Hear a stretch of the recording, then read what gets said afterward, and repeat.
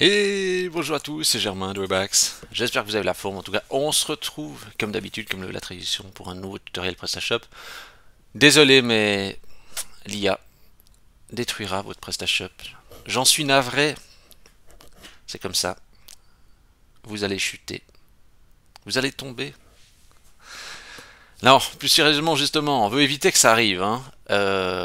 L'IA, on en parle un petit peu moins ces temps, parce que quand il y avait ChatGPT, etc., qui était sorti, c'était un peu la folie. Ça s'est normalisé. On met un peu d'IA n'importe où pour gagner du temps, pour économiser de l'argent. Je suis pareil que vous. Moi aussi, j'essaie d'optimiser mes processus. Mais problème de tout ça, c'est qu'on commence vraiment à prendre de sales habitudes et on laisse délivrer l'IA à notre place. Alors, c'est tellement facile. Je veux dire, c'est vraiment tellement plus facile d'appuyer sur un bouton. Et après, on s'habitue. Puis après, quand il faut commencer à fournir un effort, oula que c'est dur.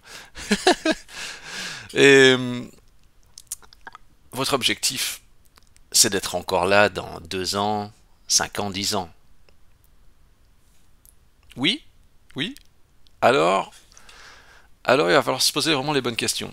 Ce qui est important, c'est qu'il faut comprendre Google. Et soyez intelligent. Ne croyez pas ce qu'on vous raconte. Oui, vous pouvez lire des contenus, etc., bien sûr. Mais ne croyez pas tout ce qu'on vous raconte. Réfléchissez. Mettez-vous à la place de Google.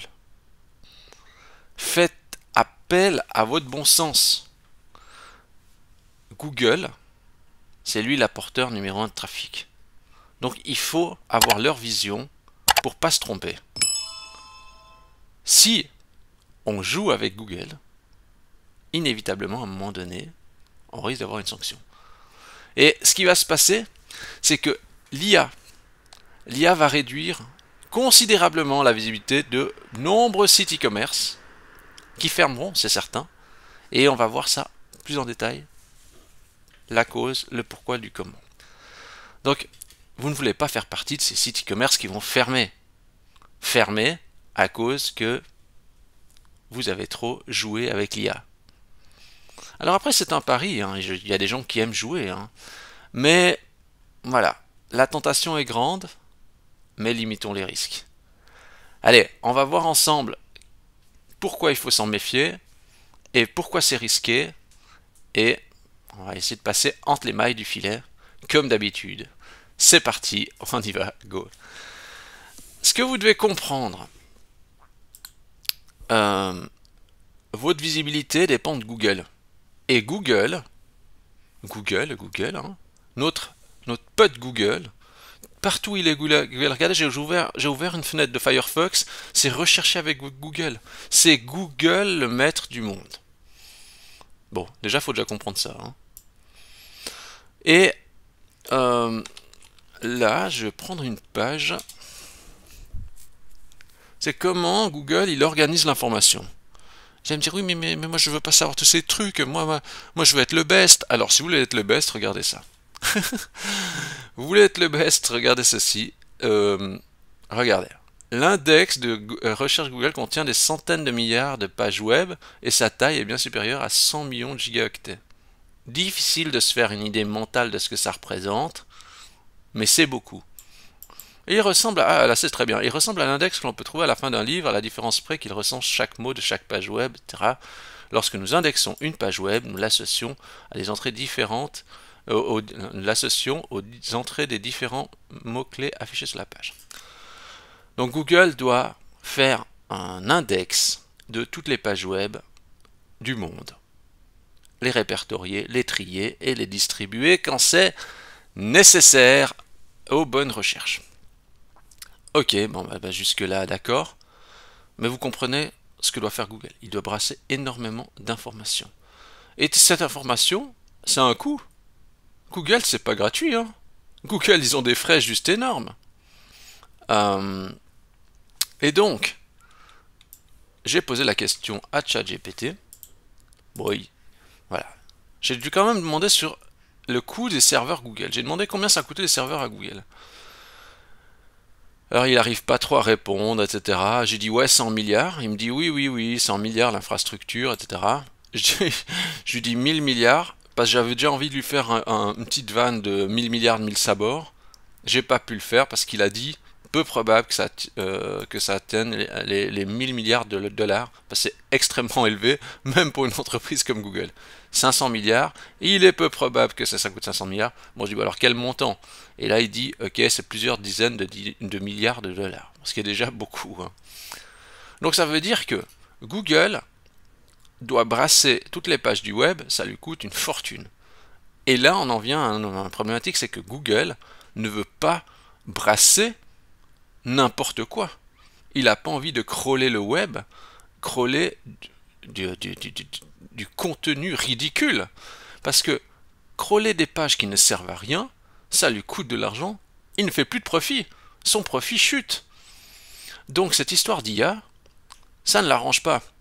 Et donc, le problème de l'IA, on en vient maintenant en fait que le problème c'est que à l'époque, avant l'IA, créer du contenu, on n'a pas trop le choix. On devait le créer soi-même, etc. Donc on pouvait partir du principe qu'une page créée, oui des fois elle était de piètre qualité, etc. Mais on va dire que c'était un humain qui l'avait créée, donc voilà.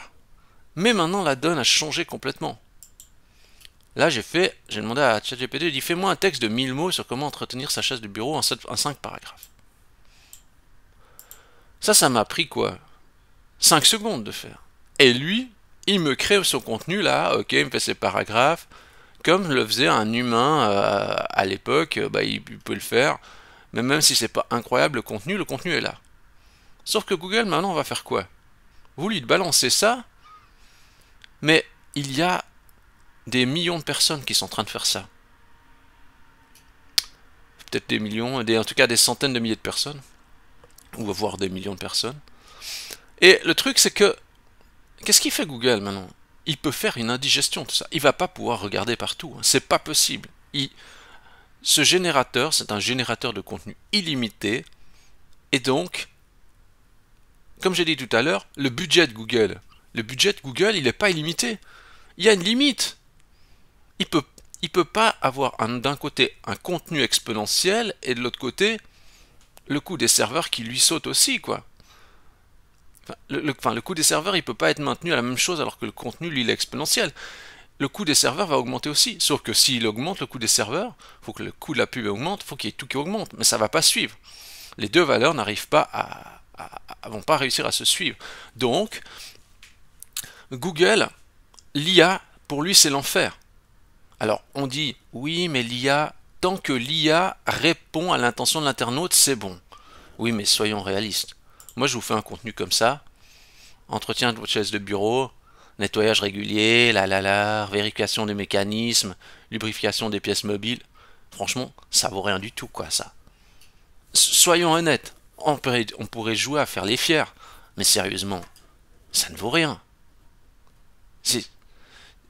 C'est nul. Si vous voulez, c'est l'approche du gars qui a fait un exposé et qui fait semblant de connaître le sujet, quoi.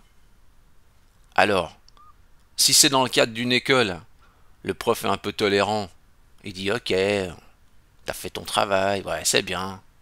Allez, 4,5. 4,5, comme on dit chez nous. Ou allez, je te mets la moyenne, ouais, ça va, il a quand même fait.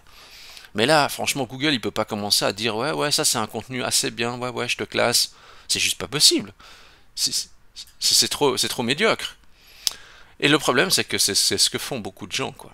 Et donc, maintenant, ce que je vais vous montrer, c'est un autre truc, c'est qu'on va vérifier l'évolution du web. On va aller regarder l'évolution du web. Je regarde juste dans les images, j'ai regardé un petit peu comme ça.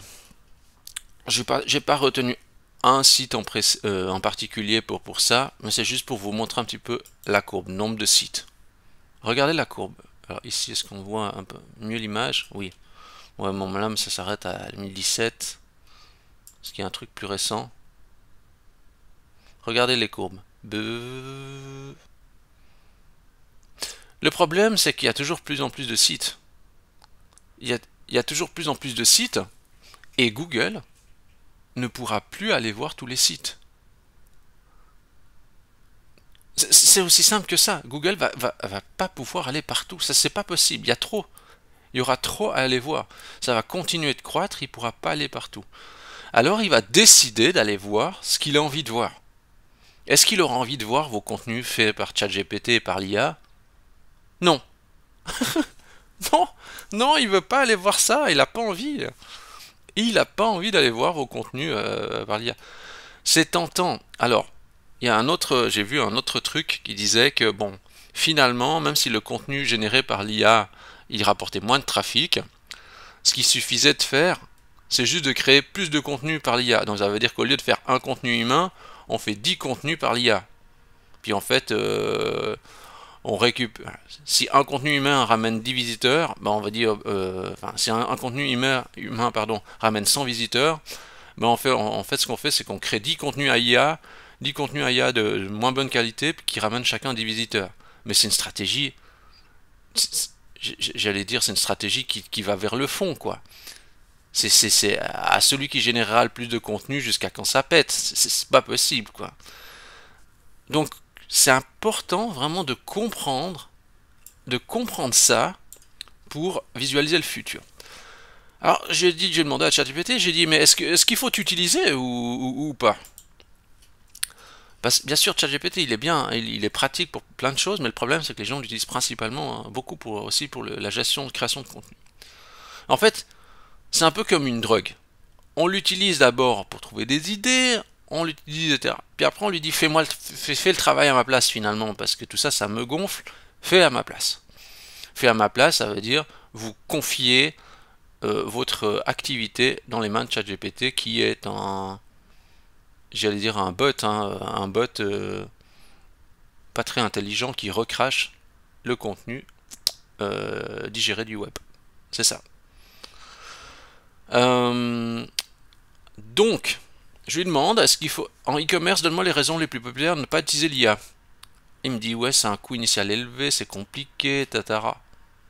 Bah, je dis, bon, là, c'est pas vraiment des inconvénients, là, il cherche la petite bête, qu'est-ce qu'il me dit? Et je dis, oui, mais on va je veux des risques qu'ils prennent les e-commerçants en utilisant ChatGPT. Risque de mauvaise compréhension des besoins clients, risque de confidentialité des données. Déjà, j'ai envie de dire, mais il connaît pas son sujet, quoi. Non, attendez, je sais que c'est une IA, je sais bien, mais ce que je veux dire, c'est que la vraie réponse, c'est... Voilà, la vraie réponse, il me la donne pas. Je lui dis oui, mais... Et pour le SEO? Alors il me dit, ouais, réalisation, alors pour le SEO, alors il dit oui, alors le contenu duplicatif et de faible qualité. Mais vous voyez, ce qu'il y a, c'est que déjà quand je l'interroge, s'il était vraiment intelligent, il me donnerait une des vraies réponses. Un vrai humain, je lui aurais posé la question, quels sont les dangers d'utiliser l'IA pour un e-commerce? Il m'aurait donné une réponse plus intelligente que ChatGPT. ChatGPT, il part n'importe où, quoi. Il me dit contenu duplicatif de faible qualité, etc. Incohérence dans les mots-clés, les balises. Je dis, la raison principale pour les e-commerçants de ChatGPT, c'est de lui faire générer des contenus, les fiches produits, voilà, les balises méta, etc. Parce que c'est vrai, c'est les e-commerçants, ils font ça, ils bourrinent avec le ChatGPT, quoi. Effectivement, là, c'est génial. Donc vous voyez que là, je lui dis, Google pourrait-il contenir, bon, déjà là juste ici, il tourne autour du pot. Il est vraiment pas humain cet outil, quoi. C'est un racontard, hein, vraiment. Google pourrait-il dans le futur réduire la visibilité proche de zéro les sites qui fournissent du contenu généré par l'IA? Donc je veux savoir si dans le futur Google va mettre à zéro les sites qui fournissent du contenu généré par l'IA. Il est toujours possible que Google, ouais, il va peut-être, il y aura l'algorithme qui évolue, etc. Donc je lui dis, donc je fais quoi? Je crée du contenu avec l'IA ou non? La décision dépend de divers facteurs, etc. Mais il est horrible. Il me répond pas du tout à mes questions. Et en fait, il y a les deux versions de ChatGPT, hein. Il y a 3.5 et puis la version supérieure. La version supérieure est encore pire. J'ai l'impression qu'il veut même plus répondre à mes questions. À nouveau, pour des questions aussi de ressources, hein, ChatGPT, eh bien, il préfère temporiser sur les questions plutôt que de détailler trop vite et aller à l'essentiel, parce que ça leur coûte du temps de calcul, etc. Donc ils ont tellement de requêtes qu'ils préfèrent déjà essayer de tourner un peu autour du pot, puis faire chercher un peu l'internaute lui-même, enfin celui qui envoie des requêtes. Donc en l'occurrence nous, quoi. Et là je lui dis, sans blabla, prends une véritable décision. Voilà. J'allais dire, mais je lui dis, un système de IA, c'est pour m'aider, c'est pas pour qu'il me raconte le dictionnaire, quoi. Ah là là là, il dit, alors là, il arrive à une réponse, là par contre, j'allais dire oui, mais tu le forces. Non, je le force pas, je veux juste une réponse. Si vos priorités est de garantir la qualité, l'originalité et la crédibilité de votre contenu, je vous recommande de privilégier la création de contenu par des rédacteurs humains. Bien que l'utilisation de l'IA puisse offrir des avantages en termes d'efficacité et de réduction des coûts, les risques associés à la qualité et à l'authenticité du contenu généré peuvent nuire à votre réputation en ligne et à votre classement dans les moteurs de recherche. Investir dans la création de contenu de haute qualité, même si cela nécessite plus de ressources, est souvent plus bénéfique à long terme pour votre entreprise. C'est ChatGPT qui le dit. Donc en gros il dit utilise-moi pas, quoi. En tout cas pas pour ça. Donc voilà, vous voyez l'info. Alors maintenant j'ai envie de vous dire, ok, ce que vous devez faire, enfin, maintenant c'est étroitement lié au reste, c'est que ce que vous devez faire, c'est vous devez vous poser la question sur, bon déjà, est-ce que vous avez donné le sitemap à Google? Oh, bah si jamais, vous pouvez toujours chercher sitemap, Webax, ouais, il y a des tutos, ou bien sitemap, PrestaShop. Donc il faut mettre, de toute façon c'est le module, il est gratuit déjà, il est déjà dedans, il faut l'installer, mais il faut après le mettre sur la Search Console. Donc en fait il faut juste aller dans la Search Console de Google. Si vous n'avez pas la Search Console, vous connectez à votre compte Gmail, vous allez sur la Google Search Console et vous ajoutez votre sitemap, hein, comme ça, boum, vous le mettez dedans. C'est important pour que Google ait connaissance de tous les liens de votre site. Mais là on arrive à un truc stratégique, c'est que nouveau, il faut que votre site ait de la qualité, parce que le sitemap va regrouper tous les liens de vos pages. Mais Google ne veut plus indexer toutes les pages. Les pages dégoûtantes ou les pages de mauvaise qualité, dont les pages qui sont générées par l'IA, vont, à mon sens, progressivement se faire écarter. Parce qu'il y a trop de gens qui font juste le contenu brut via l'IA. Vous allez dire, oui, moi je retouche 3 mots. Ouais, mais ça suffit pas, quoi, ça suffit pas. Ça suffit pas. Et donc, le but c'est aussi de donner à Google que de la qualité de page. Parce que Google ne veut plus tout. Donc déjà, première chose, c'est de donner le sitemap. Puis ensuite, c'est sur les produits que vous allez donner à Google. Peut-être une chose importante, c'est de savoir si dans Google, faites comme ça, vous faites site, je vais mettre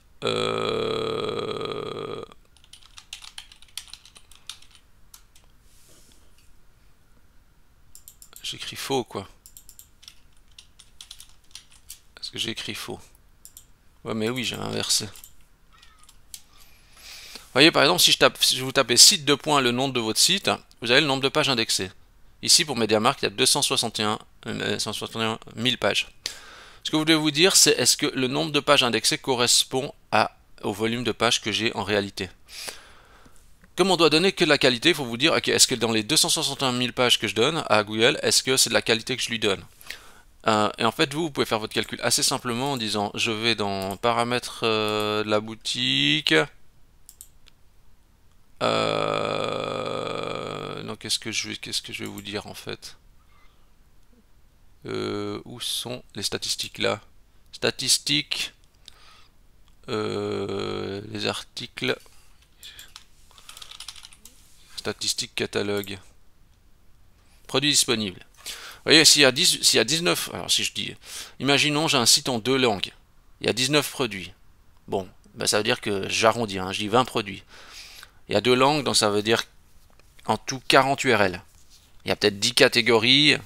Bon, je sais pas, j'arrive peut-être en 10 catégories, donc ça veut dire 50 URL. Puis comme c'est en 2 langues, bah ça fait 2 fois plus, donc ça fait 20 URL. Donc ça veut dire qu'en tout, il devrait y avoir 60 URL. Donc ça veut dire que quand je tape site de point le nom de mon site, eh bien, je dois arriver à 60 URL. Ou à quelque chose qui se rapproche. Le but, c'est de vérifier si, au niveau de l'indexation, on est quelque chose de proche au nombre de pages qui contient votre site. Ça, c'est un des buts. Donc, vous voyez, regardez, par exemple, moi, je fais juste avec le mien, par exemple. Je me dis, ok, moi j'ai 462, est-ce que ça concorde? Je vulgarise un peu, mais peut-être je dis, ouais, il y a 350 articles de blog ou 400 articles de blog. Sur le shop, il y a peut-être 50 pages en comptant, je sais pas, 20 produits, des catégories. Vous voyez, ça concorde. Si j'en avais 1000, je me dirais, il y a quelque chose de bizarre, quoi. Mais 462, c'est faisable. Vous voyez? Euh, et donc, ce qu'il y a, c'est qu'il faut si vous voulez réduire le nombre de pages indexées pour lui donner plus de qualité, ben, il faut utiliser soit du noindex ou du canonical. Il faudra regarder qu'est-ce qui est le mieux. Ça dépend du contexte. Le but étant de dire à Google, ok, ne prends pas cette page parce qu'elle est de mauvaise qualité, ou dire cette page-là est secondaire, voici la page principale. Ça, c'est un des secrets aussi. D'ailleurs, il faut juste comprendre qu'il y a un budget crawl, ça veut dire que Google, il peut pas passer partout. Je vais juste montrer là. Bon, là, on nous parlait justement. Ce qu'il y a, c'est que Google, en fait, ouais, vous pouvez regarder, bon, le budget crawl, si jamais vous rechercherez ça dans Google. En gros, c'est Google, il faut lui faciliter le truc. Google va naviguer sur votre site, mais il va faire un certain temps de navigation, puis après il part. Donc il faut pas lui montrer n'importe quoi. Plus il y a d'URL dans tous les sens, plus il y a de chenilles, plus il va perdre son temps, quoi. Et il faut accepter le fait que Google, il est intelligent, ils ont des milliards à disposition. Ne lui faites pas croire que vous avez fait quelque chose de fou si c'est du déchet. Vous voyez ce que je veux dire? Mais même moi, je fais partie des gens qui ont créé un petit peu de déchets ci et là pour, voilà, pour un petit peu tracter le truc. Mais ça ne sert à rien. Maintenant, il faut vraiment s'orienter qualité. Sinon, on va tous basculer, quoi. Et pour les fiches produits, vous allez dire, oui, mais moi, les fiches produits, attention, attention, moi, ChatGPT, il m'arrange bien pour mes fiches produits. J'ai envie de vous dire, ça a été abordé dans un autre article, pas besoin de faire un truc de fou sur le texte. On veut pas un gros pavé de texte. Nous, ce qu'on veut déjà, c'est une jolie photo qui explique, le texte expliquer ce qu'il y a besoin de savoir, et c'est tout. Et c'est tout. On n'a pas besoin de faire un gros pavé de texte pour être en optimisation SEO max, etc. Soyez humain. Je vais prendre un. Qu'est-ce que je veux dire? Je vais pas prendre Ikea parce qu'après vous allez me dire, oh, mais c'est Ikea. Bon, MediaMarkt, qu'est-ce qu'ils ont fait sur. Je sais pas, je prends vraiment un lien random ici. Qu'est-ce qu'ils disent là-dedans? Bon. Le problème, c'est, enfin, entre autres, ce qu'il y a, c'est qu'ils ont déjà la notoriété et tout, donc c'est toujours plus facile. Ouais. Dans ce genre d'article, ce qu'il y a, c'est qu'il va se passer, c'est que les gens vont reprendre toutes les mêmes descriptions, etc., les mêmes infos, c'est toutes les mêmes propriétés, donc c'est des multiples copier-coller. Bon, allez, je vais chez Londi. Je vais dire, mais t'es fan de Londi ou quoi? Non, mais je sais pas, c'est. Je me dis, qu'est-ce qu'ils ont dit sur ça? Scooter. Ah ouais, il y a quand même un texte, non? Mais même, ouais, je vais peut-être prendre un produit un peu plus simple. Ça, c'est quoi? Chaise suspendue. Ouais. Chaise suspendue. Ok, là. Il est pivotant, là. Mais voyez, moi, ça, je trouve que c'est pas mal. Parce que ça dit ce qu'il y a besoin. Et même, en fait, on pourrait très bien mettre ce texte-là directement ici. Hein, ça suffirait. Il n'y a pas besoin non plus de raconter l'histoire du siège, quoi. Vous voyez ce que je veux dire? Soyez normaux, quoi. Et si jamais vous pouvez toujours refaire ça, Webax, longueur, fiche produit. Quelle est la longueur de texte pour une fiche produit? Vous pouvez regarder ça et va vous aider à aller dans la bonne direction. Et puis, il y a tous les contenus tiers, parce que justement avec cet outil générateur, avec cet outil d'IA générateur de texte, tout le monde commence à faire de la rédaction et à bourrer. Regardez, je vous explique en X étapes comment faire ça, etc. Mais souvent c'est nul, quoi. C'est ça. Je vais dire, si je veux changer une roue de vélo, Je vais tomber chez Decathlon, je pense. Ouais.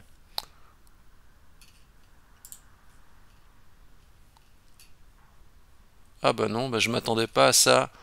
Je m'attendais à un meilleur contenu, mais il est bien positionné. Ça m'arrange pas, ça. Euh, ouais, je vais prendre ça. Alors, changement de pneu, est-ce qu'il montre quelque chose? Ah, mais c'est des services, hein. Conseil, ah, bah, peut-être c'est plutôt dans ici. Ouais, voilà. Ce que je veux dire par là, c'est qu'en fait, voilà par exemple ce que les choses, ce que beaucoup d'e-commerçants ne font pas. Alors, ils vont aller sur ChatGPT, ils vont lui dire, crée-moi un truc sur comment réparer une chambre à air de vélo. Ok, d'accord. Ils vont mettre le titre, ils vont mettre les paragraphes et c'est fini. Ils mettent une photo. Bon, voilà, fini. Mais en fait, c'est sans valeur. Là où se trouve la valeur, c'est, regardez ici. On voit quelqu'un en train de faire l'action. On voit, c'est quand même bien, c'est illustré par des images. Donc là, déjà, c'est un cran au-dessus. C'est contraignant. Faut avoir les images, si on les a pas, faut les acheter, il faut trouver, faut faire une photo, etc. Faut la vidéo. Alors là, il y a déjà plus personne, quoi. Là, bah, ils expliquent. Ouais, ouais, ouais. Mais la grande valeur, elle est aussi dans la vidéo, hein. Puis là, on voit réparer le rayon. Ouais, il montre comment, il montre l'outil, il recommande le produit. Petite erreur, je sais pas pourquoi. C'est un lien d'un partenaire. Ah ouais, c'est un lien partenaire.